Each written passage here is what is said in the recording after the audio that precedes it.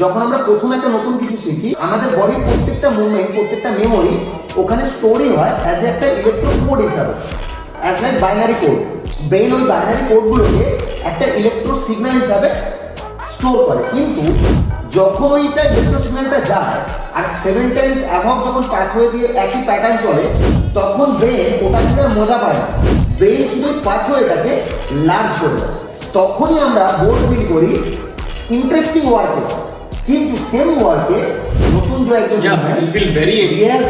Excitement feel করে, ব্রেনের প্যাটার্নই এটা। ব্রেন যদি 7 টাইমস একই সিমিলার প্যাটার্নে করে নেয়, ব্রেনের মধ্যে ওটা সিঙ্ক হয়ে যায়। তারপরে যেমন আমরা টাইপ করি যদি ফোনে, আমরা কিন্তু আর অন্যদিকে আমাদেরকে তাকাতে লাগে না ফোনের দিকে, যে কোন বাটনটা কোনখান থেকে খুঁজবো। তার জন্য আমরা ফোনটা ইউজ করতে দেখি খুব একটা আর মজা পাই না, জাস্ট কাজের জন্য ইউজ করি।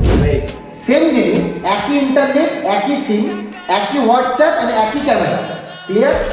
জাস্ট ফোনের ডিজাইনটা চেঞ্জ হয়ে যায় বা মডেলটা, দেখি তোর আবার 15 দিন বা 7 দিন ওটা ইউজ করতে মজা লাগে। তো ব্রেন অলওয়েজ প্যাটার্ন খুঁজে, প্যাটার্ন খুঁজে রেকগনাইজ করে স্টোর করে। আর ওখান থেকে আমাদের মেন্টাল ব্যাড হেলথের শুরু হয়, যে আমরা যা কিছু কাজ করছি সেটাকে যদি আমরা ডেইলিকার যে রুটিন ফলো করছি, সেই রুটিনের হ্যাবিটটাকে একটু একটু করে পাথওয়ে কন্টিনিউয়াস চেঞ্জ করতে থাকি, তাহলে কিন্তু ব্রেনকে আমরা ঠিক করতে পারি। নিউরোপ্লাস্টিসিটি। ইয়েস।